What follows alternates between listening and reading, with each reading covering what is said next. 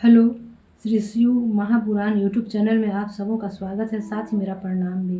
तो आज मैं 21वां अध्याय को पढ़ूंगी, सुनूंगी, सुनाऊंगी। और 21वां अध्याय में है राजा सगर जब जन्म लिए थे तो 20 सहित जन्म लिए थे। तो राजा सगर 20 सहित क्यों जन्म लिए और उनके पोता अंशुमान, उनकी कहानी और अंशुमान की कहानी है 21वां अध्याय में।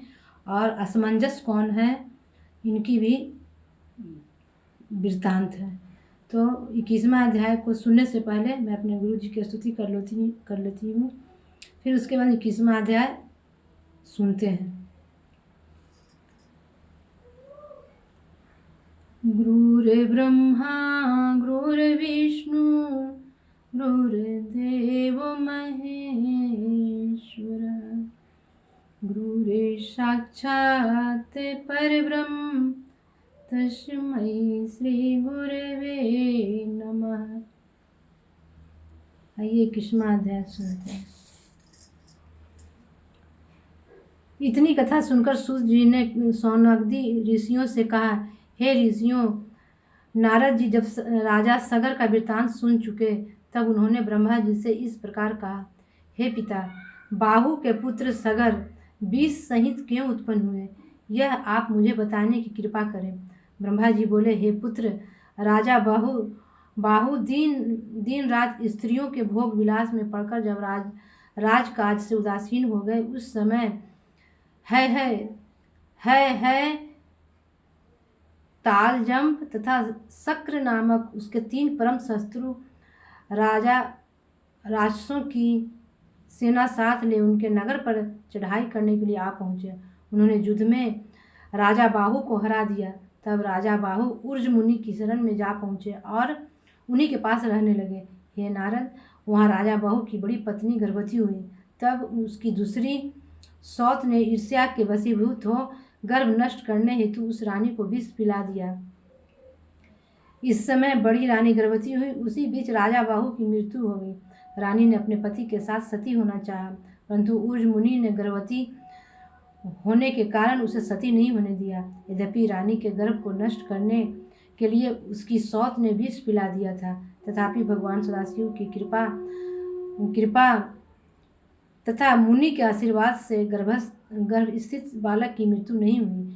समय पाकर शुभ लग्न में रानी ने एक तेजस्वी बालक को जन्म दिया। वह बालक 20 सहित उत्पन्न हुआ था, इसलिए मुनि ने उसका नाम सगर रखा। बड़े होने पर मुनि ने सगर को सभी विद्याएं सिखाई तथा एक ऐसा वान दिया जिसका वार कभी निष्फल नहीं जाता था। तदुपरांत उसने शिव जी का तप करके उनकी कृपा प्राप्त की। हे नारद, सगर ने युद्ध क्षेत्र में अपने सभी शत्रुओं को पराजित कर दिया। तब उसके शत्रु भागकर वशिष्ठ जी की शरण में गए। सगर ने उनके प्राण तो नहीं लिए, परंतु सब के स्वरूप को बिगाड़कर अनादर करते हुए अपने राज्य से बाहर निकाल दिया। तत्पश्चात राजा सगर उर्ज मुनि को अपना गुरु बनाकर अश्वमेध करने लगे। उस जग में उन्होंने एक श्याम कर्ण घोड़े को दिग्विजयी करने के लिए भेजा था। अपने 60 सहस्त्र पुत्रों को भी असंख्य सेना सहित घोड़े की रक्षा के लिए साथ कर दिया। वह घोड़ा समुद्र के समीप जा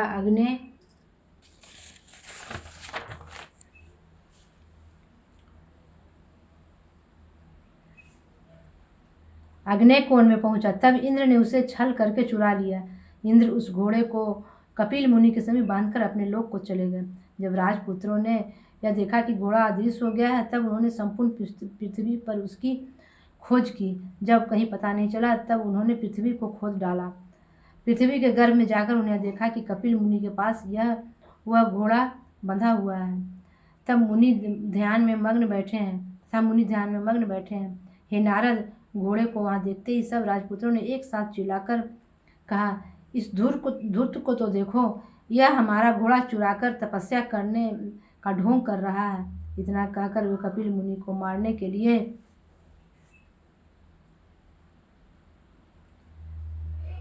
दौड़े। उनकी चिल्लाहट सुनकर कपिल मुनि की समाधि भंग हो गई। ज्यों ही मुनि की दृष्टि राजपुत्रों पर पड़ी त्यों ही वे सब जलकर भस्म हो गए। केवल पंचजन नामक एक बालक, जिसे असमंजस भी कहा जाता है, और जो दूसरी रानी गर्भ से उत्पन्न हुआ था, जीवित बचा रहा। तो उस असमंजस के पुत्र अंशुमान ने कपिल देव के पास पहुंचकर उनकी बहुत प्रार्थना की तथा घोड़े को वापस लाकर अपने पितामह का जग पूर्ण कराया।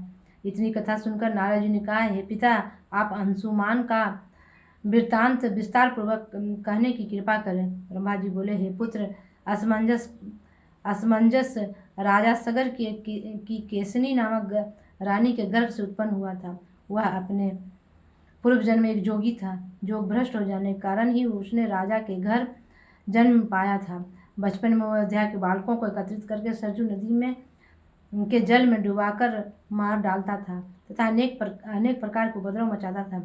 जब उसके प्रजा उसके अत्याचार से बहुत दुखी हुई तो राजा सगर ने असमंजस को घर से बाहर निकाल दिया। उस समय वह उन सब बालकों को जिन्हें उसने सरजू के जल में डुबाकर मार डाला था, जीवित अवस्था में पुनः लौटा लाया।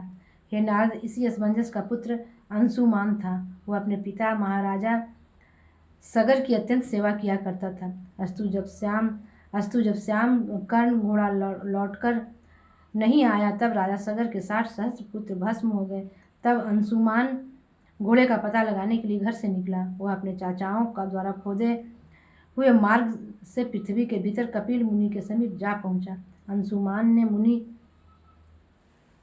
मुनि को दंडवत प्रणाम तथा सेवा द्वारा प्रसन्न कर लिया। तब विष्णु जी के अवतार कपिल देव जी प्रसन्न होकर उससे यह कहा, हे अंशुमान, तुम इस घोड़े को ले जाकर राजा सगर का जग पूर्ण कराओ।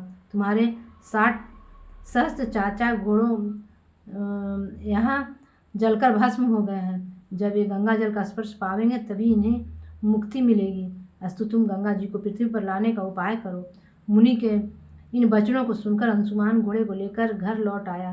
तब राजा सगर ने अपना जग पूर्ण किया। इस प्रकार 100 अश्वमेघ जग करने के उपरांत राजा सगर अंशुमान को राज सिंहासन पर बैठाकर स्वयं तपस्या करने के हेतु वन में चले गए। आज की कथा इतनी ही है। अपने गुरु के चरणों में विराम देती हूँ और 22वां अध्याय अगले एपिसोड में फिर से सुनाऊंगी।